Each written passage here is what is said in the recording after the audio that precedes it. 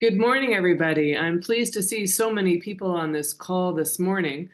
This meeting is entitled Political Will in Action, Key Steps for Parliaments to Fast Forward the SDGs. My name is Patty Torsney, and I'm the permanent observer for the Inter-Parliamentary Union here in New York.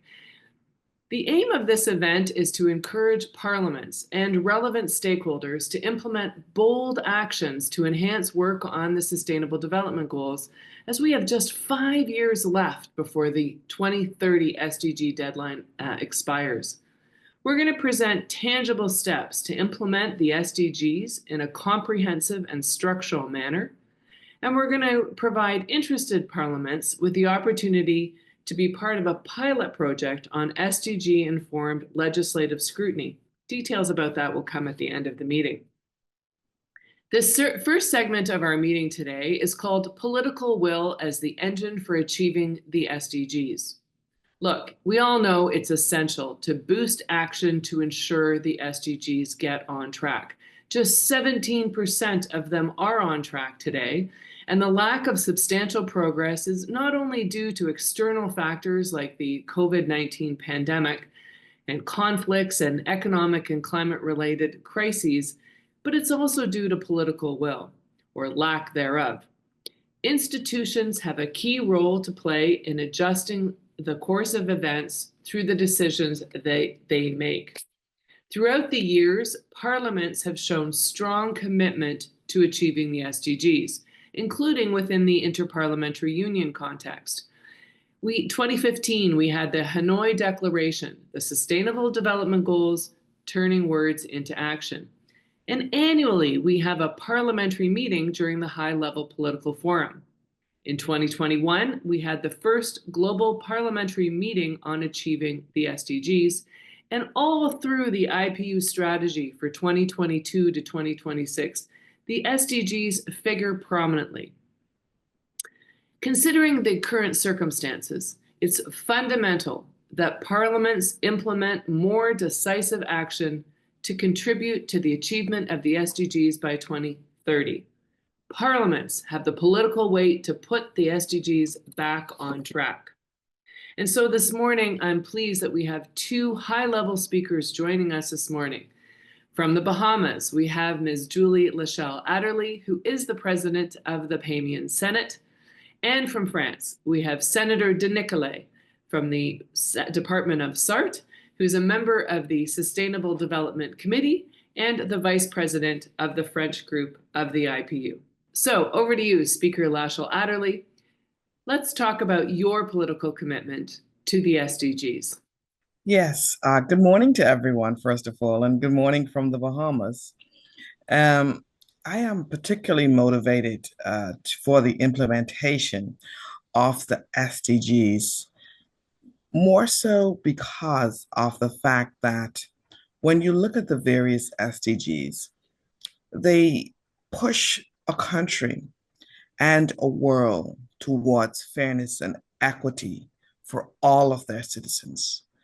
And in so doing, there is heightened level of protection. There is more equity and fairness throughout the populace, and it matters not your background, your socioeconomic status, your race, color, creed, or class. It offers protection to all citizens, and that is what motivates me to pushing forward the implementation of the SDGs. And what do you think about the issues in terms of political will to accomplish these things? I mean, you have it, but how are you motivating your own parliament to have that? Yes, so with respect to the parliament and motivating the parliament to achieve that, that is done through continuous agitation to change the legislation, to implement new legislation, or to amend existing legislation. And then that will follow through with policies and procedures and various other initiatives. And I think it's also very important to have the buy-in with respect to the citizens. And I'm sure we'll discuss more of that later. Absolutely. And Senator de Nicolay, on how you get political will within the French? I will speak in French if you don't mind, because donc, même s'ils sont dotés d'un horizon temporel précis, c'est-à-dire 2030, les ODD risquent de demeurer un concept théorique sans engagement sur le plan politique. Leur mise en œuvre se heurte en effet naturellement à de nombreux obstacles aux réalités, comme les crises sanitaires, les impératifs économiques, les normes, les inerties administratives qui empêchent ou freinent leur réalisation. Il est donc essentiel que ces ODD soient dotés dans chaque pays d'un portage politique solide, destiné à les faire connaître, à réaffirmer leur légitimité et leur utilité, et à mobiliser un large éventail d'acteurs autour de leur mise en œuvre. En 2019, c'est ainsi la France qui s'est dotée d'une feuille de route adaptant les ODD aux spécificités nationales, et mon pays se mobilise pleinement en faveur de ces ODD, comme en témoigne la revue nationale volontaire qui a été présentée à l'ONU en juillet 2023. Certes, les avancées sont inégales selon les domaines, mais il y a une véritable volonté d'appliquer les ODD dans tous les secteurs d'activité. Plus récemment, la France est dotée d'une planification écologique pour donner un nouvel élan à leur mise en œuvre. Il s'agit d'une démarche structurante, d'une méthode qui a vocation à déployer dans les multiples directions et après de nombreux acteurs publics et privés. Néanmoins, dans les politiques publiques françaises, le terme de planification écologique a tendance à prendre le pas sur les ODD dont la visibilité recule. Il faudra peut-être une impulsion parlementaire pour remettre en avant le concept d'ODD, même si, j'y insiste, c'est une question de forme. Sur le fond, nos actions vont bien dans le sens de leur mise en œuvre. Ce qui me motive aussi personnellement, c'est d'inscrire mon travail de parlementaire au Sénat dans le temps long, en ayant toujours en tête des implications pour l'avenir de la planète et pour les générations futures, des lois que je vote ou des propositions que je formule. De manière générale, je considère qu'il est de notre responsabilité en tant que parlementaire de garantir que les ODD sont bien pris en compte dans l'élaboration de la mise en œuvre des politiques publiques. So that's interesting. So your sense of obligation to future generations is an important driver for you. I wonder, is there a specific example of how political leadership on a specific issue, maybe it's environment, since you mentioned that, has made a difference in addressing the SDG challenge? Il y a un exemple marquant pour répondre à votre question, qui est celui de la réforme des politiques énergétiques en France, où le leadership politique a permis de faire basculer les investissements massifs vers les énergies renouvelables en supprimant progressivement, ou en essayant de supprimer progressivement, les subventions vers les énergies fossiles. Cette décision, qui a été portée par les élus engagés et soutenue pendant les débats parlementaires approfondis, a permis aussi d'accélérer la transition énergétique et de réduire les émissions à gaz à effet de serre en lien direct avec l'ODD 13 qui a été prononcé sur le climat. Et en France, la mise en œuvre de mécanismes de contrôle parlementaire, sur la cohérence des politiques publiques avec les ODD aura aussi permis de mieux évaluer l'impact des lois et des budgets et de mieux orienter les priorités nationales. Perfect. And Madam Speaker, is there a specific example for you of political leadership that's made decisive difference in your country in advancing an SDG challenge? Yes, I have a few examples. For example, let's look at with respect to women representation in Parliament. We don't have quotas here in the Bahamas. However, in 2021, there were 7 women elected to the House of Assembly. And of those 7 women that were elected, you had 5 who were actually cabinet ministers, which placed it at about 18%. And this was significant for the Bahamas because prior to that, in the last 2017 cycle, there was just 1 female member elected to Parliament.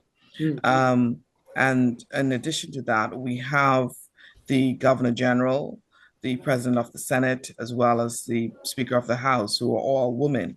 And so when it comes to, that women are quite, we're very focused when it comes to achieving certain goals, and that we are more focused than, arguably, some people would say men when it comes to achieving certain sustainable development goals. And so you have, in addition to that, you have a Senate now of 30% women, which is at the quota which is at the international quota. And so, but in particular, what we have is an energy sector that is currently being transformed to achieve the sustainable development goal with respect to climate change because of our vulnerability. We were on a very old and outdated power grill, and now we are moving towards LNG and renewable energy and solar panels. And as the president of the Senate, I also recently led an initiative to transform the parliament into renewable energy. So we were plagued with a very expensive grid to run. We were plagued with a very outdated. The cost of electricity was cost prohibitive here in the Bahamas. And so we have the Minister of Energy, who was one of the woman cabinet ministers, who actually led the charge with that. And we're on our way now to a more sustainable, a greener future. And that is an initiative that's being implemented throughout the length and breadth of the Bahamas. And it's quite something significant because if you know the Bahamas, we're stretched across 700 islands and keys, of which 17 are inhabited. And so it's quite a challenge to make sure that the inhabited islands also obtain some of this initiative when it comes to green energy. Now, we've had some success because we've also had, so far, I think there are about 2 islands, so the small islands that are running essentially by solar. So we're moving in that direction and to attain that sustainable development goal. Terrific. So both you are very keen. You are very keen. Well done. You must invite me to visit you. Absolutely. Thank you. Anytime. So both of you mentioned energy, and of course you also mentioned gender, which is a very key issue for the IPU as well. Madam Speaker, is there one specific piece of advice that you would give your other colleagues who are on this call? Something that's very specific about how to enhance parliamentary action on the SDGs. What do you recommend that they do? Well, first of all, as you mentioned earlier, you must have the political will, right? You must have that initiative from within to want to make a difference, to want to move towards an more equitable society. And as the Vice President said, you want to ensure that you're leaving a great future behind for future generations. And so I would advise my colleagues to always push towards the legislation. The legislation if it must be amended, must be changed, it must be implemented. And then you must also engage the public awareness, so that an education, so that they are aware of what Parliament would like to do or where we're going. They must be firstly aware of the sustainable development goals, and they must be educated as to what they are and what they mean and how this will impact them as a society.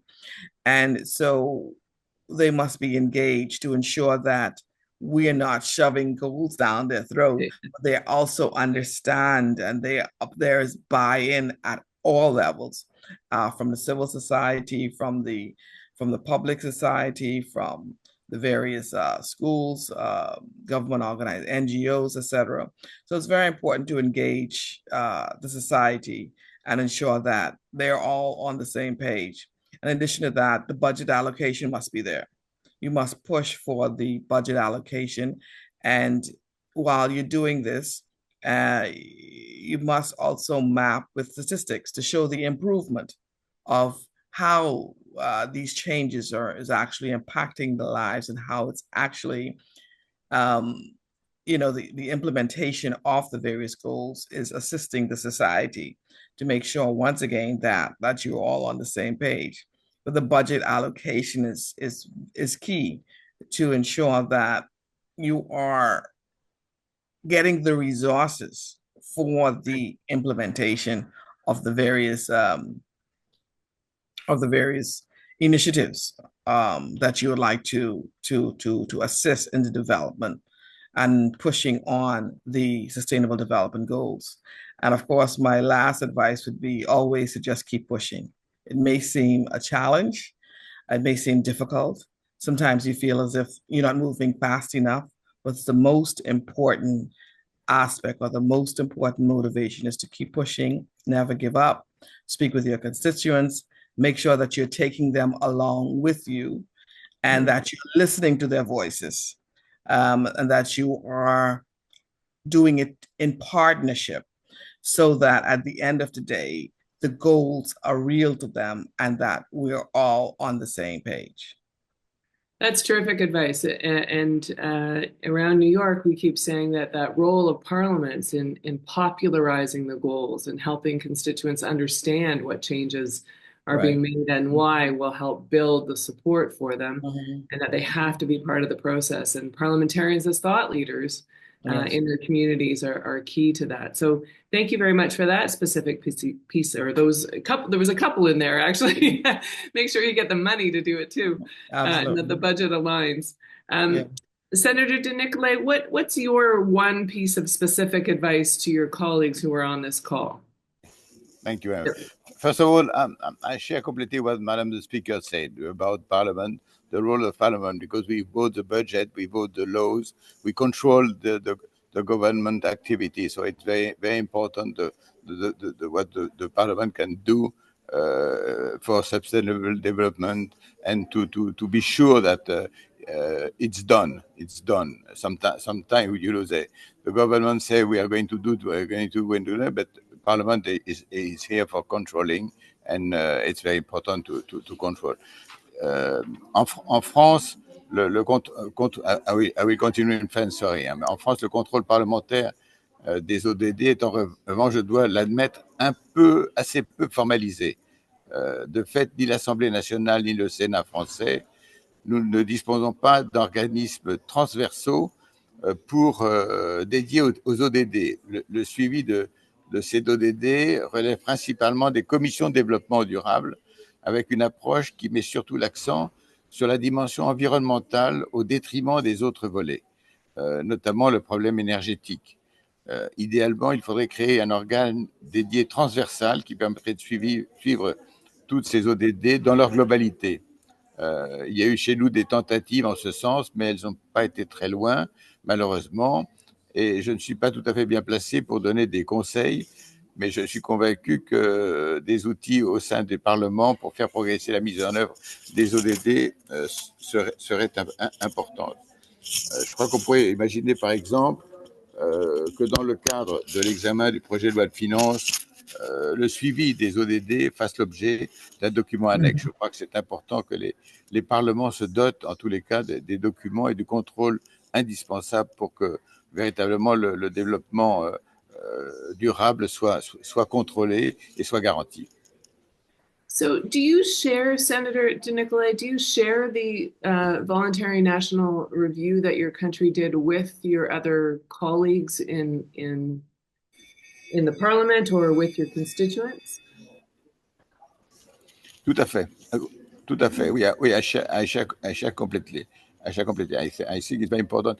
And Europe could have a main role as well to be sure that ODD is very... every country follow very well the ODDs, and they do what they decide, actually. Okay. And so hopefully that success on some of them is reinforcing to take action on the others. That's good. Yeah, that's true. Okay. I'm going to wrap. Senator Lachelle Adderley, did you have anything to add?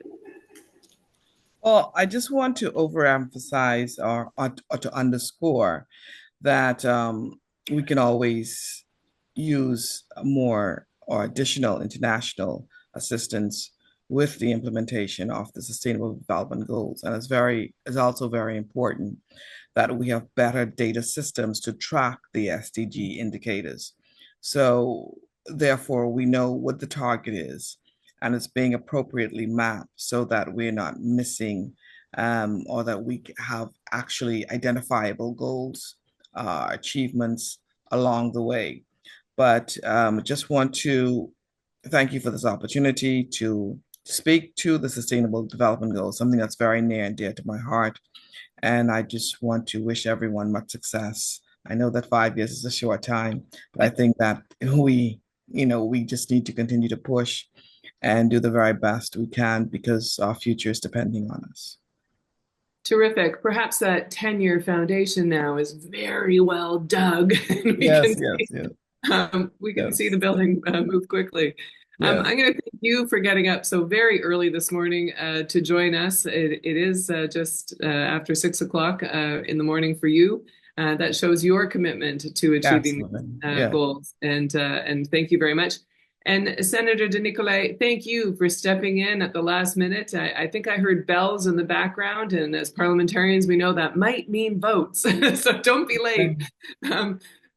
Whoops, you're on. We need you to unmute again. Sorry. We had muted you because of the bells. Perfect. Yeah, there you go. So thank you. We missed just what you said there, but votez bien. And thank you again for pitching in. We're now going to, and you're welcome to stay, both of you, if you do have the chance. But we are going to turn to the second segment of this morning's session, and that is strategies to fast forward the SDGs, highlighting the need for parliaments to incorporate the SDGs in their daily work and in their core functions, as the senators have told us.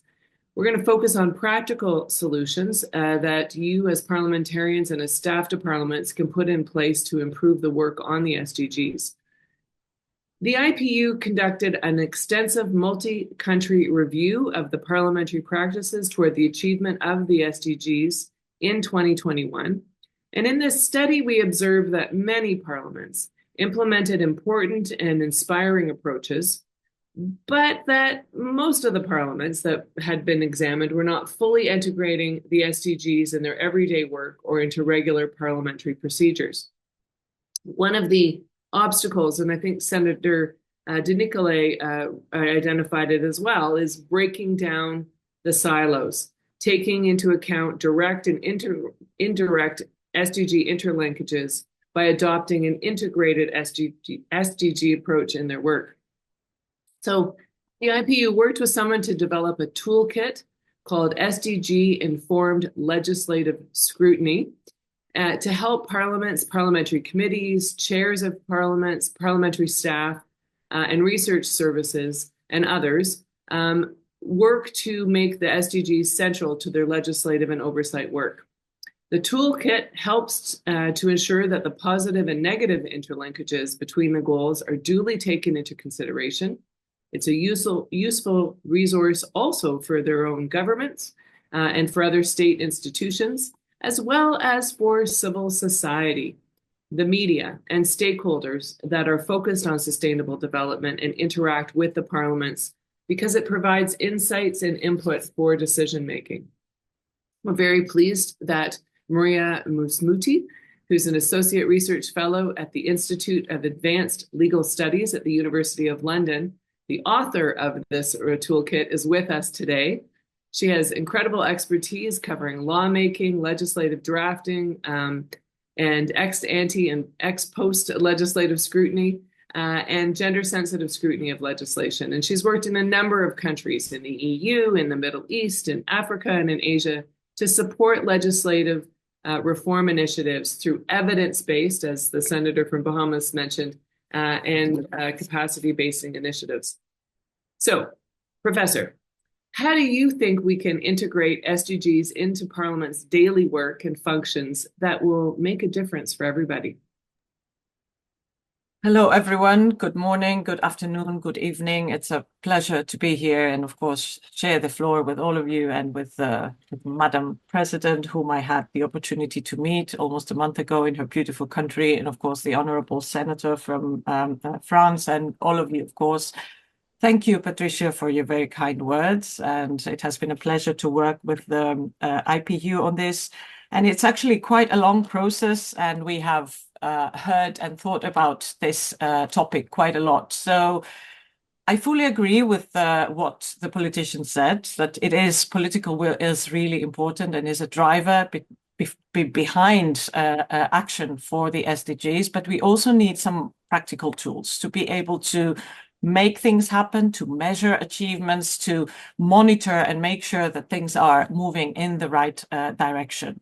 And this is what we try to do through the toolkit, to try to bring the whole discussion around the SDGs, which can remain at a very abstract level, to bring it down to the level of specific laws, specific topics, specific initiatives, specific policies, establish the link between them and try to make it explicit and visible and measurable.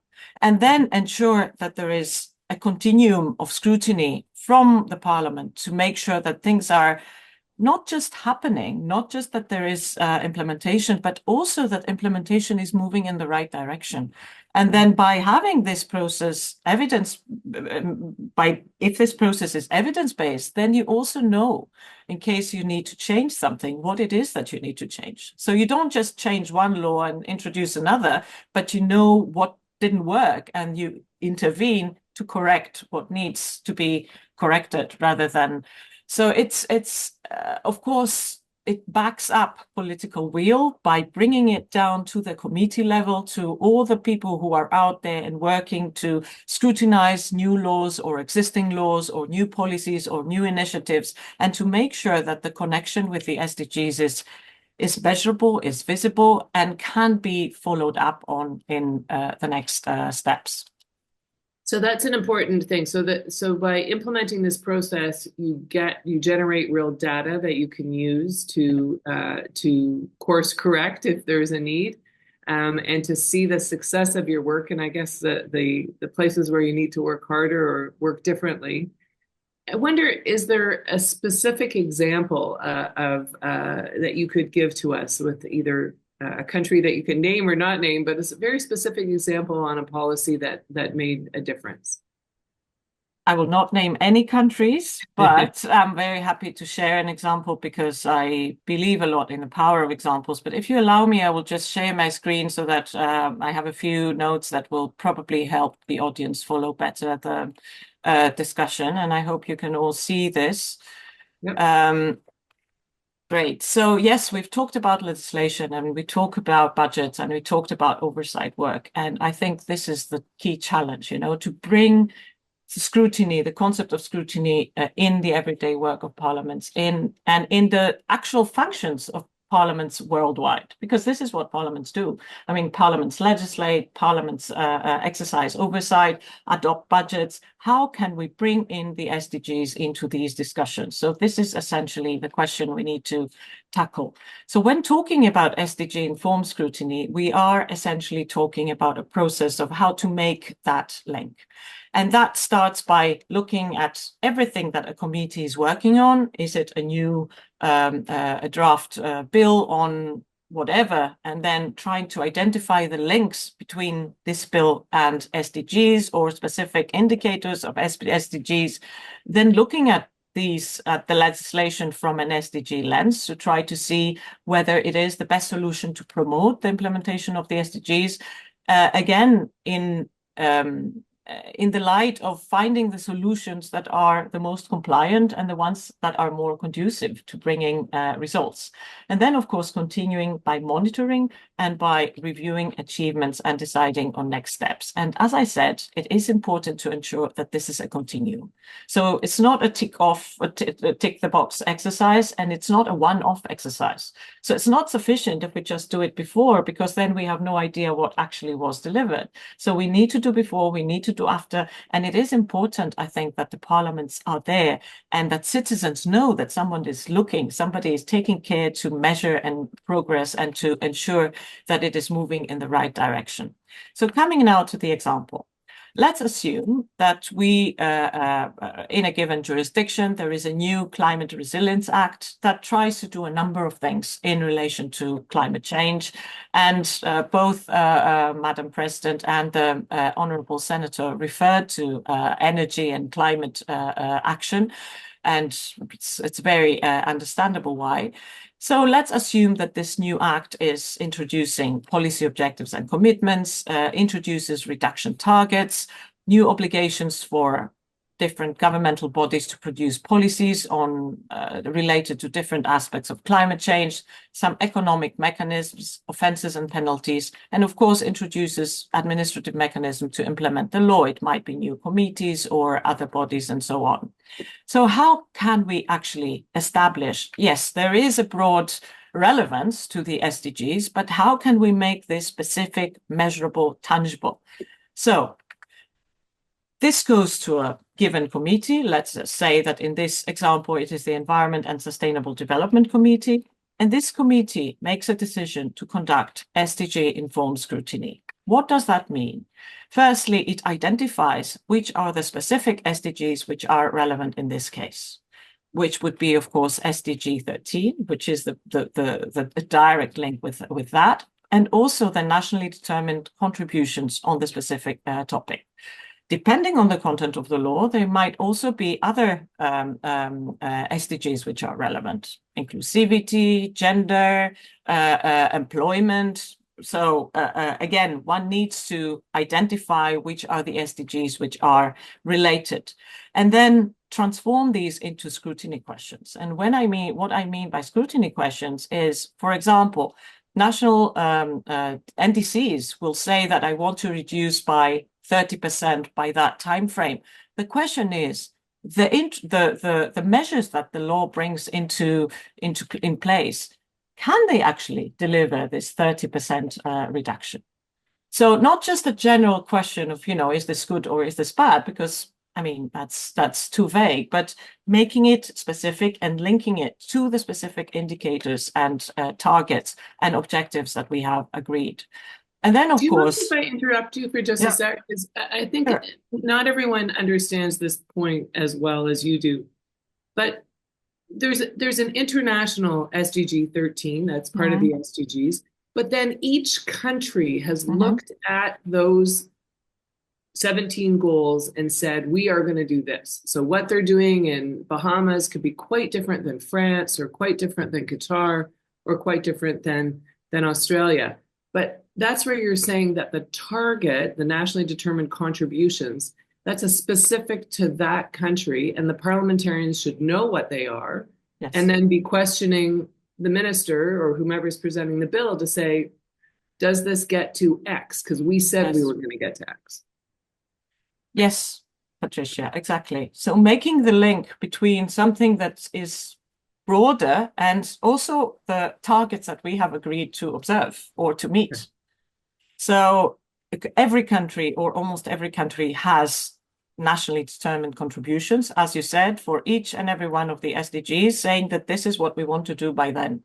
So this offers us a framework and a lens through which we need to look at legislation. So this is what I am actually saying, and it's not rocket science, but it doesn't actually happen. So I think there's a lot of value in making sure that this link is, materializes. And I would like to then add something that Madam President mentioned, which is about inclusivity and making it a participatory process, which is very, very important. And I think also this type of scrutiny can be participatory and inclusive because it essentially relies on evidence and information that is not just the scientific part, but needs to extend out to all of the different stakeholders. So it can be the academic community, it can be the administration and the executive, it can be the experts, it can be civil society, it can be citizens themselves, and all of these different stakeholders have knowledge that they can bring into the process. So if a committee collects this evidence and looks at, what is this law trying to deliver, and does the evidence show that, this is the best solution, or can we propose improvements or other ways to do that? It takes you to some recommendations and some ideas, not necessarily to change what is in the law, but probably to monitor better. So having an annual process of, looking at reports, or an annual meeting with a minister, or an evidence session where we review progress and see what worked, what didn't work, how much have we advanced in whatever is included in the law, could also be a very important contribution. And then, of course, this is not the end of the story, because then we come to the part of monitoring the implementation, but also initiating an ex post scrutiny, which means after some time has elapsed, because obviously climate change will not, all of these commitments cannot materialize in a few months, but 4 or 5 years later, or maybe even sooner, or maybe a few years longer, we can go back and look at the act as a whole and say, okay, we were aiming to achieve 1 to 3 things. How much of that have we actually managed to do? What worked well? What didn't work well? And what is it that we need to change in order to make things work better? So this is the idea, and I hope that the example helped make it a little bit more specific and tangible. But of course, we can always come back to it with questions. Terrific. It sounds like the research staff could prepare a chart that people could almost check the boxes and say, yep, that works, that doesn't. Oh, there isn't a 5-year review or a 4-year review. Let's put that in the legislation, and let's remember to do those reviews on the 4 or 5-year. Sometimes they take a little bit longer. I am going to bring in 2 people that have asked for the floor to comment and add their experience as well. I know we have Petra Baer on the line, who had asked to make a comment, and I wonder if we could open the microphone to Petra. Petra is from Austria. Yes, hello, I hope you can hear me. Yes. Wonderful. Good afternoon in my case. Yes, indeed, we have a new government in Austria, and one part of the coalition treaty, of the new coalition treaty, is that we will have develop an impact assessment for the SDGs on the one level when it comes to new legislation, to really assess what impact in a positive or also in a negative way a new legislation could have on the 169 targets. We will try to compare this with international examples, also using artificial intelligence, because that's a huge work to do to really have an idea about what the impact could be. That's the one level, and the other level is also a way of how to assess how budgetary spendings affect goals positively or negatively. We already have this mechanism in place when it comes to gender budgeting. We use it for several years. It's on the constitutional level, but we also want to widen this. We have to change a law, but it's just a very small adaptation on that, so that we also can assess the impact on SDGs. But what we do not have, and I also do not have an idea on that, to be honest, in case there are conflicts, because one legislation or one spending could have a positive effect for the economy, but a negative effect for the environment or whatever else. How to judge and how to balance these goods and bads, for that I don't have an answer so far, but we will see how it works in practice, and hopefully then also develop mechanisms how to deal with this contradictory effects. Terrific, Petra, thank you. And your experience has always been helpful to others. So I hope some of the people on this call will get in touch with you directly. I know that Jeremy Lusuba is on from Congo, and he had something to add to this as well. Jeremy? Hi, good morning, everybody. Apologies, I joined the meeting a little late, so I'm catching the train and movement, as they say. But I think I just want to take this opportunity to congratulate IPU for this initiative. I know some of you on this call that I've interacted before, will know this, but I am Secretary General of the African Food Systems Parliamentary Network. And a lot of the discussions we are having now are precisely about how do we get parliamentarians more engaged as it relates to food systems, particularly as globally and specifically in Africa, we are trying to find ways to transform our food systems to address not just questions of food and food security and hunger, but also malnutrition, questions related to climate, related to gender, and many more. And indeed, in next month in Addis Ababa will be the fourth stock-taking moment of the UN Food Systems Summit, which again will be a time to see how the different countries have been making progress on these questions related to their national pathways. So I think this is a very valuable tool that yes is focused on the SDGs, but actually applies to many more topics. So this is what I will say for now. I'm very keen on hearing more from more case studies and more reactions from the members. And maybe I'll have more to say later. Thank you very much. Terrific, Jeremy. Thank you so much. Saber Jalassi from Tunisia, you had a question or a comment? شكرا مرحبا Thank بكم. you and hello. في البداية At the outset, نوجه تحية I would like للاتحاد to salute البرلماني the على IPU هذه المبادرة and thank them for this ونحيي initiative. كل الحاضرين في And I would النقاش like to هذايا. salute everybody who is present in this أقدم meeting. نفسي صابر جلاسي I am Saber من Jlassi. البرلمان التونسي I'm بالسؤال التونسي from رئيس the لجنة Tunisian التخطيط Parliament. الاستراتيجي I am the head of والتنمية the Strategic المستدامة Planning والنقل and والبنية Sustainable التحتية Development والتهيئة العمرانية. Committee, as well as infrastructure.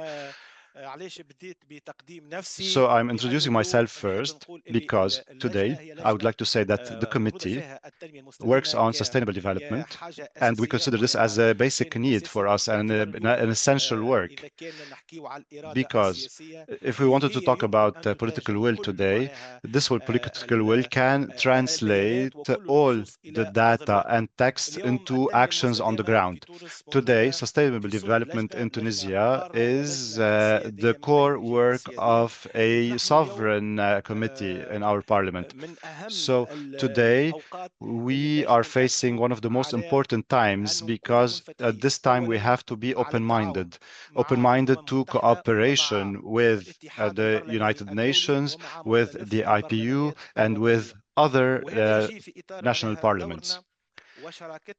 And here, our role and our partnership with these counterparts will be important. And we hope that we can exchange expertise and best practices through our participation with the IPU. So today, I will talk a little bit about sustainable development. So I think that it is time for us to give the priority more than any time before to looking into the aspects of sustainable development, because today the situation of the world, the health situation, the economic situation, the social situation are all dire. We know that the legislative function of parliaments is essential, and parliaments have to cooperate with other parliaments and with governments in order to translate data and reports into a tangible reality that makes a change in the lives of the citizens in the world on all levels, social and economic. So it is important for parliamentarians to work on the legislation on the levels of constitutions and international law that go in line with the achievement of sustainable goals. So we have to reiterate the importance of our legislative role. We have to be active in this field on the national level and on the international level. Tunisia probably was a pioneer because in 2019 and 2020 it has submitted its report after ratifying the SDG, and it was the first country to achieve 67.1% of the SDGs. on the national level. So this enriches the role of parliaments in promoting and enhancing the vision of SDGs and in supporting the nations and citizens in the achievement of SDGs. So if we wonder about the role of parliaments of SDGs, so we have to talk about this when it comes to the Palestinian people as well. So we know that this people is violated and this people is dying. So if we talk about sustainable development and we talk about rights, right to health, equality, and everything that's related to daily life. So where are the SDGs when it comes to the society and the people who are being subject to genocide? These people don't have any water, don't have any electricity, and they are lacking the simplest requirements for life. So today, sustainable development is important, and us as a parliament and as parliamentarians, we are keen on exercising our legislative and oversight role. And we have wondered several times. Shukran. I am going to, we were trying to keep these comments and questions to 1 or 2 minutes, and I'm going to turn to Mr. Midolfi, who's joining us from Benin. So thank you very much, Mr. Jalasi. And your examples of how you've worked hard in Tunisia is very helpful. Mr. Midolfi from Benin. Monsieur, est-ce que vous pouvez unmute? Et après ça, on a Madame Shakia from... After that, we have Nepal. Okay, why don't we go with you then, Nepal, and then we'll come back to Midolfi. Thank you. Good evening. Yeah. Good evening from Nepal. Now the time is at the evening here in Nepal. And we also invited Maria, and we discussed on pre and post legislative scrutiny in Nepal. And we talk a lot while we were in Nepal. And as I am also elected in Standing Committee on Sustainable Development of IPU. So I believe that usually I speak on the political will is very necessary. And for that, to meet SDG goals, we need to work very hard at the view of parliamentarians at the time of pre-legislative scrutiny and post-legislative scrutiny, which is very important. When we are discussing on each and every goals of SDG, then we need to focus on our legislative, our laws, and we need to develop, we need to amend our laws according to the target of SDG.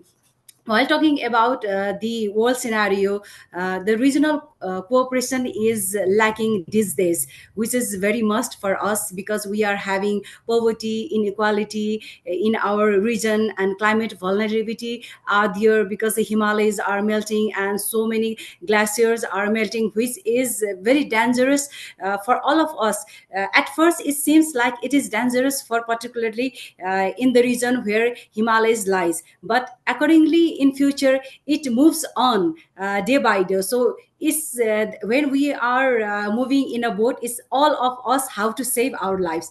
And another is we have limited of financial resources, and we governance institutions, we need to improve our institution, and we need to upgrade our governance reliability. And also there is seems even we are having this AI, but the real data we are not achieving a lot. So we need to work. IPU must work on the real data, the reality data. Then we can monitor the challenges and we can mitigate our problems. So even we can just calm down the conflicts what we are seeing in this scenario. So at the last, what I would like to raise that as we are having lack of regional cooperations, IPU can work on this, and IPU can bring all of the countries together to bring regional cooperations. That is my point. Thank you. Thank you very much, and thanks for your work too on the Sustainable Development Committee. And And by the way, I'm also coordinator of Sustainable Development Subcommittee in National Assembly. Terrific. And I'm looking at my painting of Fishtail Mountain, but I have Mr. Madofi is able to join us from Benin now. Mr. Madofi, over to you for 1 to 2 minutes. Voilà. Merci beaucoup, madame. Thank you. Tiens sincèrement à Thank you very remercier les much. organisateurs I must really de thank the cet organizers événement qui for vraiment permet this de voir un meeting. peu ce This qui se really passe allows dans us to tout le look monde at what entier is en matière happening across the whole des world objectifs de with regard développement to durable. Moi, the je pense que je Sustainable suis Development Goals. parlementaire, je suis I député à l'Assemblée am nationale a du deputy Bénin. in the National Donc, Assembly in je Benin, pense qu'il faut une and action I think that forte we have pour to que les act parlementaires strongly s'approprient vraiment des so objectifs. that Je pense parliaments really take au niveau du ownership Parlement of the béninois, SDGs. I think in terms of our très peu de parliament in députés savent Benin aujourd'hui réellement c'est today, quoi les ODD, quelle est la the finalité aujourd'hui. parliamentarians need to Et je understand pense the que SDGs l'Union more, understand what interparlementaire the doit travailler goal dans ce is, sens-là and pour, work je sais pas, pour more organiser on des this, séminaires à l'interne pour perhaps organize l'appropriation des internal ODD pour que seminars nous to puissions spread awareness regarding concrétiser, the parce que SDGs vous avez des themselves agendas to que solidify chaque this pays doit understanding, s'efforcer de because we travailler have pour different pouvoir atteindre agendas leurs and all countries objectifs. must Mais really si work to déjà move les towards parlementaires, these les goals. dirigeants, les gouvernants que But nous sommes, if si the nous ne pouvons governors pas and vraiment parliamentarians that we s'approprier, are, ça if va we can être really take difficile ownership de of these travailler dans goals, ce it is sens-là. important. Otherwise, it will Donc, be very je difficult remercie to une fois move encore forward. So I'd like les to thank organisateurs the et je organizers tiens once dire again qu'il for faut this renforcer meeting. les actions dans ce And I sens-là. think we really Voilà, need je vous to remercie. strengthen this type of action. Thank you very much. Thank you so much, and thank you for that plea to parliamentarians on this call and parliamentary staff to really take ownership and to drive hard forward to get those achieved. I'm going to give 30 seconds to Maria for any final comments, and we are under the gun to wrap this up. Thank you, Patricia, and thank you all for the comments and the questions. You made very valuable points. On contradictions, yes, Petra, you're right. But I think the point is to have these discussions before rather than after. So to have the discussions and to be able to spot these contradictions when a law is still a draft rather than after it has already created adverse impact. So there's a lot of benefit in that. And if I can say one thing, I fully agree with all of you, but if I can say one thing to parliamentarians is raise the question. When you're there in committees making decisions, looking at legislation, at budgets, at different things, policies, measures, whatever, raise the question. How is this going to affect the SDGs? Is it going to be positive? Is it going to be negative? Do we have better solutions than the ones that are in these measures now? And then how are we going to measure? How are we going to come back to what we have in there to make sure that everything is working as intended?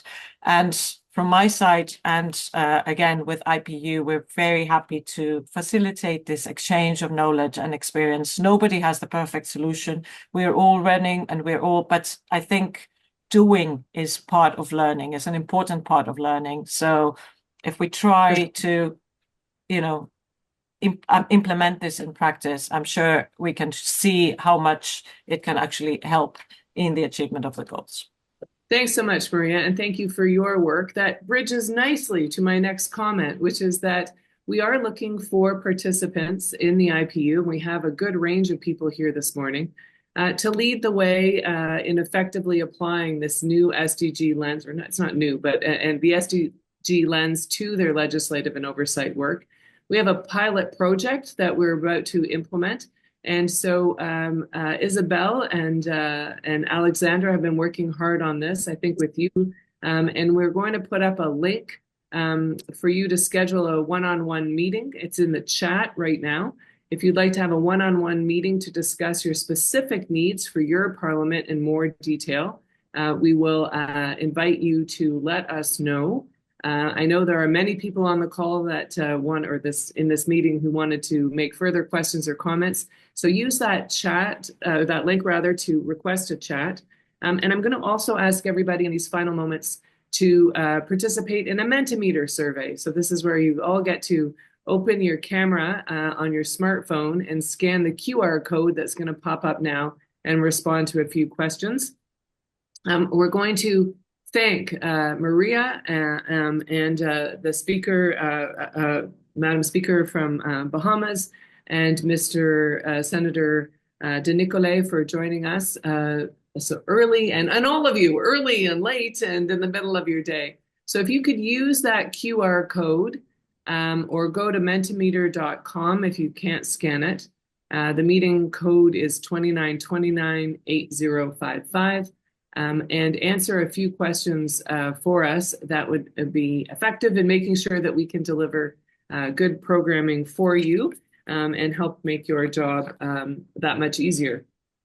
Again, I'm going to thank everybody who worked so hard to put this together, Isabel and Alexandra, and our tech support and our interpreter. Merci beaucoup, and thank all of you for joining us this morning or my morning, your day, to make this to really get that political will and to encourage each other to make a difference in this last 5-year period. And with that, I'll call the meeting to a close. Shukran, merci, thank you.